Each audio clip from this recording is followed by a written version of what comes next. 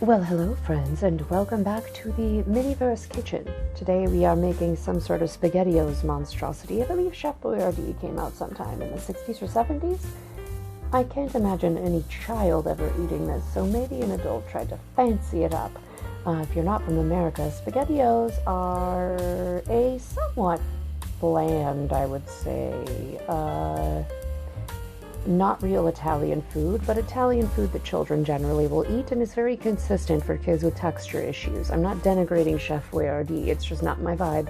Anyway, they used that and added gelatin to it in the 70s and 80s, I guess, and then added like Vienna sausage, which is the equivalent of a much less delicious hot dog. I know other people like them. I'm not yucking your yum. I would not eat this personally.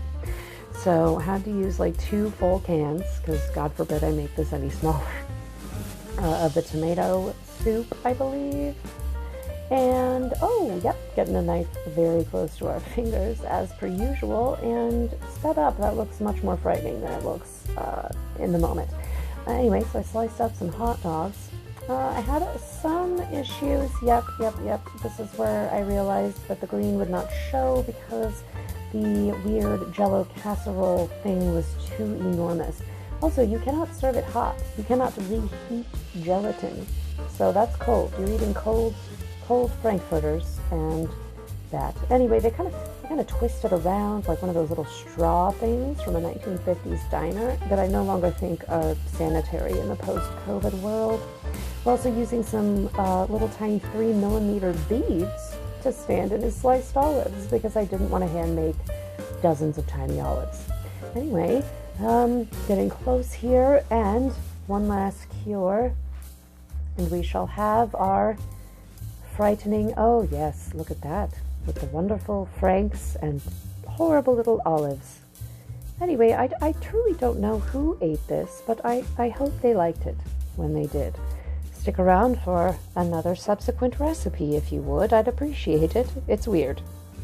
Alright, next on the upsetting meats episode that this has become, I decided to use the kind of peanut butter cup vertical sided mold. I didn't really know how else to organize the rows of both Vienna sausages, or hot dogs I suppose, and the green beans, which is what I believe is in the original one. It took me quite some time, and what you see in front of me is a piece of paper towel that's been soaked in isopropyl alcohol. Believe me, I will not be recording voiceovers like this again, as either you get a microphone sound that sounds like it has a alien spaceship hum in the background, or you get this slightly muffled version of my voice. So we will go back to music only and talking whilst working, even though that is usually interrupted by cats. They're a real pain. It took me quite some time to slice all of these tiny hot dogs in half, as there was no way to do it with scissors that made it even. So I had to use a razor blade on every single one.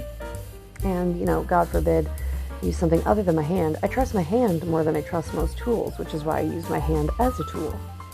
You just gotta be real sure with the sharpness of that knife and use a sharp knife. Anyway, at this point, it is in this portion of the recipe where they added rotini pasta.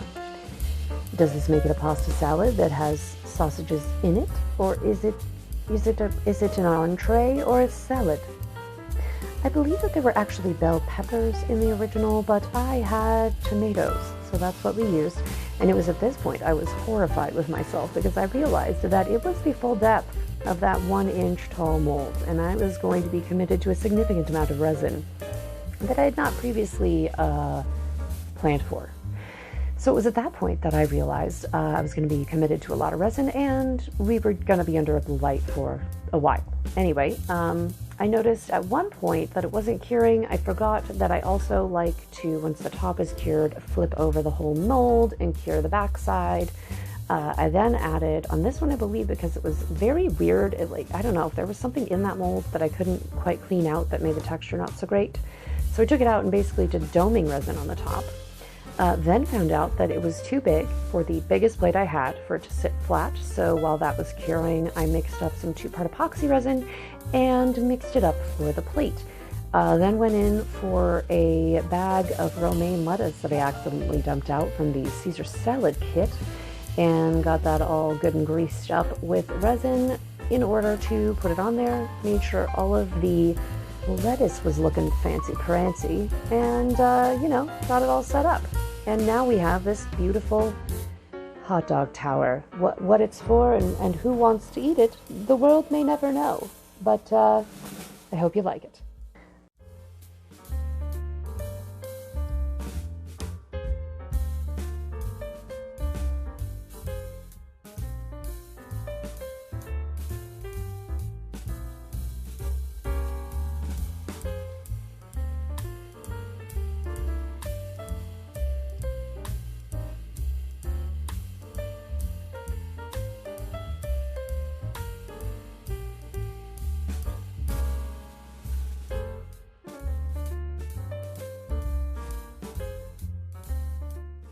Well, hello. I would just like to say how sincerely sorry I am for attempting to do something new there and record this any other way than this, because that was stupid. I don't understand how sound works in the context of the phone recording, but if you use this video recording, it gets a very nice recording. If you use just the voice recorder, it does a horrific job. If you use the voice recorder and a microphone, it does a good job, but has a horrible, low-grade, autism, insanity-driving buzz. Anyway, one of these is called Souped Up Meatloaf, which hopefully it showed you before I started this. Let us pray that I managed to actually translate that into some sort of communicable video, as I didn't want you to miss out on those. Anyway, what we're going to do now is demold these. One is, it was called Green Beans Sorrento, and it was also called Green Beans Pizzerino, depending on what ad you looked at. Appears to be a great deal of hamburger meat that has some pepperonis. Oh, no, wait. Yeah. It does. It has the pepperoni slapped all over it, and then it has a bunch of green beans in the center. And, you know, once you put the green beans in the center, I believe there were black olives. We're not going to get into that. We're going to use some herbs to mimic what it looks like in the photo. And then the other one was called Souped Up Meatloaf. Again, distressing. Oh my good lord, the street racers are back on our street. Good heavens. I hope you can't hear that. It's like a fighter pilot situation outside. So we have these delightful little pepperonis that I had custom made, and I will link their shop in the comments. I could have sworn I had saved a little slip of paper. Why would a slip of paper last 3 weeks on my desk? Unhinged. Anyway, I will link it in the description box below. She's amazing. She made these custom for me, as well as a bunch of shrimp, which we will get to in another recipe. But this one just has a bunch of pepperonis, you know, all over it, and then some ketchup and mustard, and green beans. Appalling. And then this one, the souped up meatloaf, is meatloaf, where I presume that they put like an onion soup packet in it. That's all I can guess that they would have done. And then there's like a little happy ring of carrots around the outside edge, and then just a mountain of peas. And so these are glass, well, sometimes they're called shaker filler, sometimes they're called just tiny spheres, sometimes they're called nail art beads. There's no hole through them, is the point. You want solid spheres. Anyway, so let's demold these and see how we did. I did have to add another bag of dirt because they were a bit thin this morning when I was poking at them. And then that made me think of the Victorian era and how they adulterated food all the time. This white will go away as it fully dries. I used the taco meat, which really looked like rocks that were brown, and they were. So I used that. Let's see, is there even any point to putting lettuce underneath that? I'm more shocked that it's just like sitting on there so comfortably. What a clever girl I am sometimes. Sometimes I amaze even myself. I think it might be worth it to put the grass in because we don't really have enough green beans to go a whole hog filling that up. And then this one, the souped up meatloaf. So weird. Again, the white will go away in a second as it dries. Bizarre. Anyway, in the Victorian era, that'll do fine in there. Sure. In the Victorian era, they adulterated tons of their food, meat and bread being the most particular. And they would occasionally just like put like wallpaper paste in there, or they would put just like all kinds of unhinged things that humans shouldn't eat. And that's why babies would pass away of things that you think people shouldn't die of, because they shouldn't in this modern day and age. No one should die of those things. And so, you know, people would get really, really sick, and then they would find out that someone was putting, like, talcum powder in the water or something horrifically unhinged. I just kind of put caps on all of the clear UV resin that is meant to be some sort of, like, water. I just slap a cap on them and use them as my all-purpose UV resin at my work table. Alright, that should help hold them up for a second. And it won't hurt when the thing sits on it. So anyway, yeah, so there was like all these laws in early Britain, and what they did not police was like the kind of snake oil salesmen who were just making up all sorts of things. You could still do that in Britain because you were like a chemist of some sort. You couldn't sell adulterated food after a point, and they made an inspection office. There's a great YouTube series called like Hidden Killers in the Victorian Home, and then they do like all of the different eras throughout, at least British history in that case. Very informative. You learn about all kinds of weird stuff like arsenic wallpaper, that beautiful green. That's my favorite green, that I want everything in my house to be that green. That's the color of arsenic wallpaper. We learned that fun fact from the show. Anyway, yeah, so a lot of times some cooking styles like corned beef and stuff that were popular in this time were because you were coming out of the American period where we pretended we were a first world country, but frequently had people living as sharecroppers of both races. My ancestors, horrible though they were, not my actual ancestors, my dad's adoptive family, they were sharecroppers as well. No one was doing well in Andalusia, Alabama. But a lot of the food practices that we find so weird were due to the lack of everyone having refrigeration.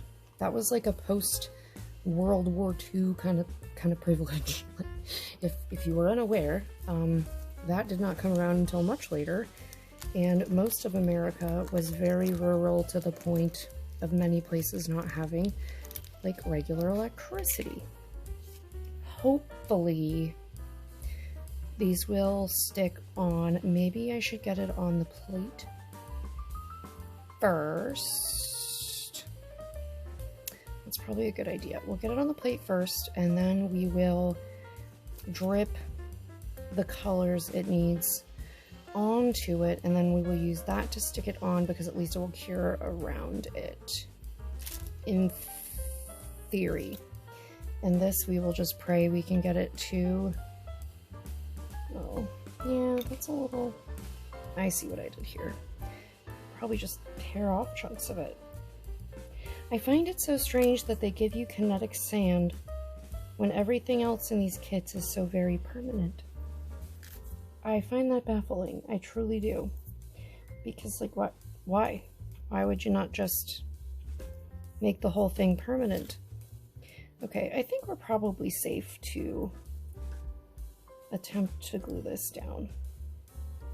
I don't think it will be super noticeable from above if we get it on there. And don't get it everywhere, ideally. We turn it a little to make it spread a little bit out, and then we will shove it under the lamp. All right, now you. Great. Oh, that looks just so appetizing. Wonderful. Let's get a little glue on this one as well. Just in a couple choice spots. Technically, because it's made out of that bizarro kinetic sand that has been violently glued down against its will. It would not be super not fragile ever. Let's see if that's enough to get it to stick. Ew, my hand is sticky. Please hold. Alright, we're back. Zab disaster alerted. That's an inside joke. If you know me, I called sap Zab when I was little because it's hard to say. And I hate the sensation of being sticky. It is the least appropriate human sensation to exist of all the sensations, and I don't appreciate it. Alright, this looked very glazed in the photo, and I have found some Coca-Cola that's very, well, I guess it's not Coca-Cola, it's cola. Oh yes, that's a lovely shiny brown that a weird French onion soup glaze would be. That is perfect. I may have to go get myself a little tool to use to spread this. Like the one it actually came with. Well, not that it came with. This is not any kit that they sell. Because it's weird and semi-unhinged. Maybe it will naturally spread. We'll give you a minute to naturally squish around. How about that? I want you to do gravitational settling. As my dad would say, let gravity do the work. Usually while handing me something very heavy and precariously balancing it on my shoulder. A lot of lessons learned being a backyard helper. I feel like I'm just rambling to you, but you guys have told me that you like my inane ramblings. That's gotta be enough. That's a lot of goo. What am I doing? Good God, you need more to put the peas on. Oh well. Well, we'll chalk that one up to weird. Alright. Now this one's done. You settle. Whatever you're gonna do, you do that. Alright, now we have this guy. We need to put our little meats on, and we need our ketchups and our mustards. We'll put extra in the middle so that it takes up some of the space that we will then fill with green beans. Alright, let's try to get these on semi-nicely if we can. And let's try to get a nice round blob, just like they showed in the picture. I still don't exactly understand fully what they were going for with this bizarre ketchup and mustard covered monstrosity. And also how they were getting it to stick in like perfectly round markings, like it was a giraffe, but made of a hamburger. I don't know how to describe it. It just looked like it had markings. It didn't look like drizzle, it looked marked. Alright, there's one. Let's slap a pepperoni on there. Oh, marvelous. Don't you just want to eat that? Alright, let's get another one in before it slides off the side. Eee, hurry! Hurry, little buddy! Your brother needs you. Well, this will actually help hold it together now that I think about it. It's fine, you slide off. You go with the wind. You go where the world and gravity takes you. Self-leveling goop. Don't you dare overflow that up there. Don't you dare. I will be with you in a second. I need to handle this pepperoni situation just for a second. Hold on, hamburger nightmare. Or whatever, souped up meatloaf, whatever the hell your name is. Alright, you settle. You get another... Fine, that's fine. You get one. Great. You, well, that's fine. You're dripping and that looks fine. Okay, everybody under the light. You, everybody stop moving. No, you. Ugh, I gotta go get a tool. Please hold. I have a tool. Now, you stuff it. You go all the way around. You do not need to live all on one side of the bowl. That is excessive. Nobody asked for that. What? Oh my god. Nope. Nope. No zab. No zab. Got the zab rag. We're good. Alright. I refuse to acknowledge how weird that sounds. This is the bowl shape that gets my spastic little hands every time. I remember literally each time my hands spaz out trying to hang on to it. I don't remember before when I'm setting up the items I need to film with. God forbid. Nope. Okay, go to your friends down the side. Settle with the... settle. Go down. Go down. Come on. You guys just don't get to hear me talking like this. And usually I have some just appalling documentary going on in the background. The things... if you heard the things I was listening to while I am crafting, you would be alarmed. It's not like people shouldn't watch hard-hitting documentaries. They just maybe don't need to consume it as their only form of content. That's kind of the direction I go sometimes. Well, see, it could have been... well, it's... it definitely was not this soupy in the ad. We've taken the soupy description to heart to a degree here. I'm trying to scrape it along from the other sides. Come on, buddy. Go up the other side.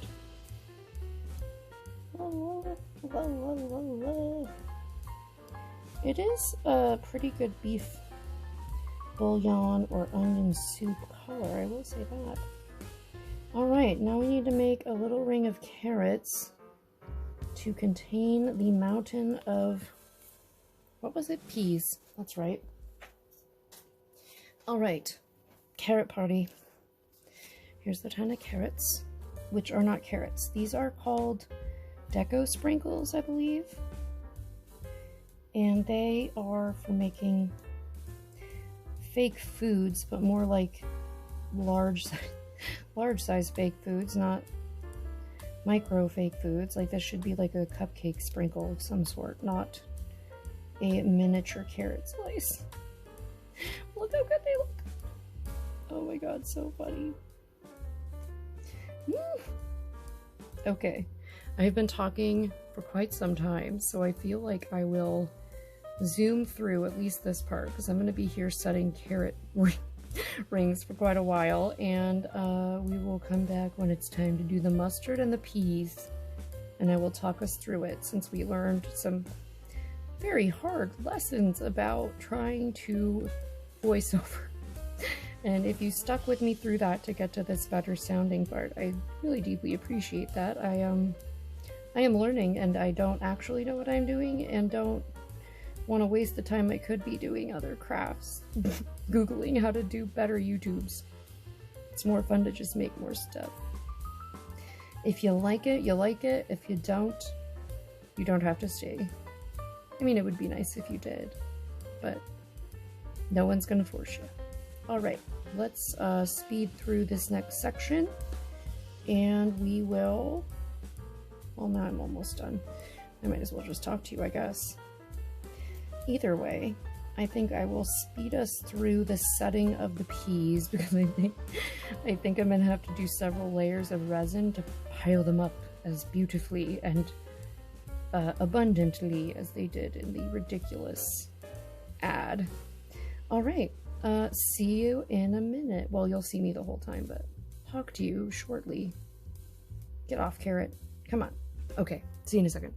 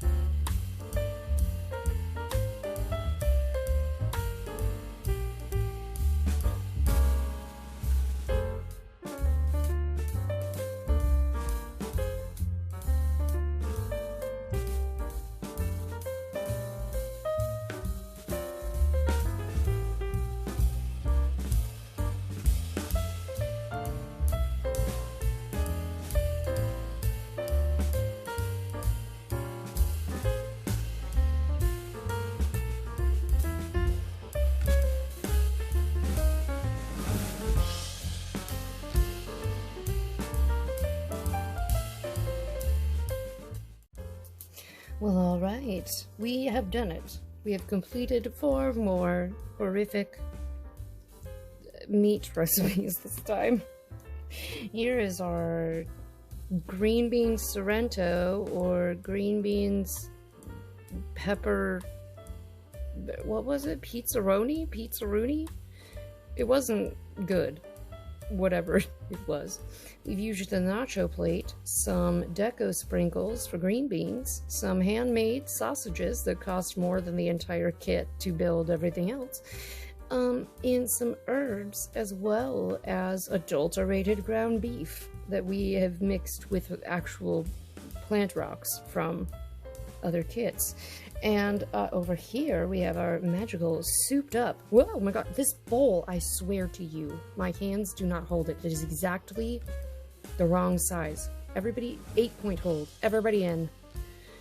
Do not let this thing go flying. Alright, so we have our souped up meatloaf, which appears much more meaty with a shiny glaze, to be honest. Should have remembered that for this. But it wasn't shiny in their ad. This one was shiny. Well, I would love to know which one you think I got the closest on here. I think they're all pretty hysterically awful. So, I'm curious to know which one you liked, and I do apologize for the unhinged voiceover. If you know how to fix that, or if it's just the problem of having a literal trash teeny microphone that's not meant to be teeny, it's like a haha teeny microphone. If that's the problem and I just need to use a better microphone, I will do it for you.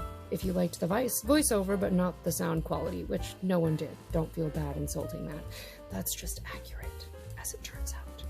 Anyway, I am so glad you attended, and I hope you will be back for more chaotic mayhem and more horrific vintage recipes that no one currently would like to eat for very apparent reasons. I've tried to pick ones that will not be polarizing and people aren't going to fight me and be like, no, this is the best thing I've ever eaten.